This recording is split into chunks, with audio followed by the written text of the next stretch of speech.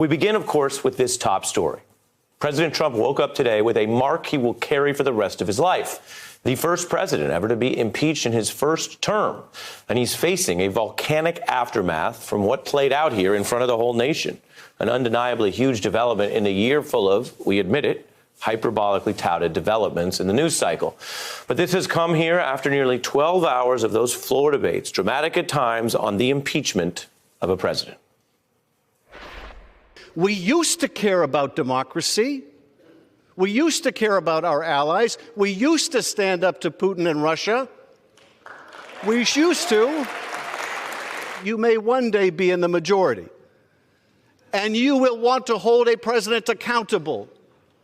And what will you say when that president says, you are a paper tiger, you have no oversight, I can ignore your subpoenas? What will you say? Congressman Schiff's closing there. He has been the Democrats' de facto leader on impeachment. And in this large round one, he won. The Congress passing articles of impeachment against Trump for abuse of power and obstruction of Congress. This is a moment that is worth reflecting on, even if you saw it in real time. Let me show you in brief how it looks when the Congress impeaches the president. Witness the results gavelled in by the Speaker. The yeas are 230. The nays are 197. Present is 1. Article 1 is adopted. Interesting to see that momentary glare from Pelosi. She was instantly tamping down any attempted cheering that might have been heard within the Congress or on the Democratic side. It's part of her effort to be clear to the nation. And at moments like this, we do know more people tend to perk up and pay attention, people who don't follow this day in and day out. And so she was saying in this close-up highlight moment that we've shown you here on the screen, this is somber, this is solemn, this is not, in her view, partisan. Impeachment dominating the front pages across the nation today, from Houston to Atlanta, from New York to San Francisco, plus, of course, the national outlets. Trump impeached, simply put, on the covers of the New York Times, the Washington Post, impeached on the USA Today.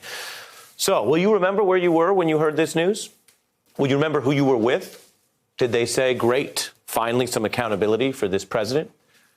Did they oppose this and say, oh, there they go again in Washington? Or were you with people who maybe didn't care at all?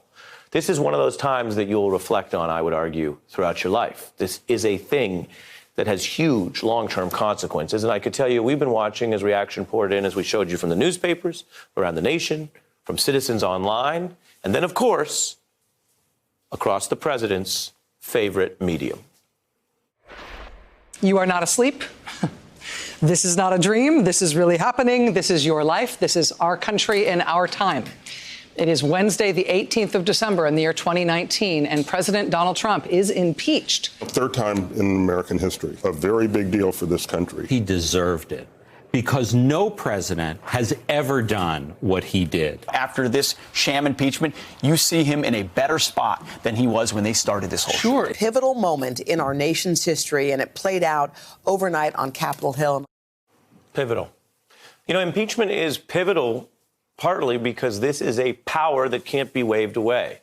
It can't be denied. It can't be fake newsified. Under our Constitution, it forces the United States Senate to react. Today, Democrats trying a new tack for wielding this unusual, this historically rare power. Pelosi arguing that the Democrats might withhold the impeachment articles from the Senate until Mitch McConnell provides a guarantee of a fair trial. Our founders, when they wrote the Constitution, they suspected that there could be a rogue president. I don't think they suspected that we could have a rogue president and a rogue leader in the Senate at the same time. A rogue Senate leader. Pelosi arguing there's a kind of collusion to prevent the fair trial, and she'll hold back the articles. Now, I'll tell you something. Substantively, this may not work all that well, because the fact is, Mitch McConnell might be more comfortable with a delay than the Democrats, who do have campaigns starting in February for 2020. But that doesn't mean that Speaker Pelosi isn't thinking on multiple levels. Perhaps she understands that substance is only one part of things these days in Donald Trump's Washington, because there are signs that this PR president that she's outmaneuvered on other issues may be moved here by the optics. Donald Trump reportedly wants this trial right away. He is anxious to be publicly vindicated by his friends in the Senate. Now, McConnell is spinning a different point. Speaker Pelosi suggested that House Democrats may be too afraid to even transmit their shoddy work product to the Senate. Mr. President, it looks like the prosecutors are getting cold feet. Is this about cold feet? Well, as a political matter, that's not a very good attack. The president himself and most of his allies have argued that Speaker Pelosi and the Democrats were too aggressive, too tough on him, too unfair.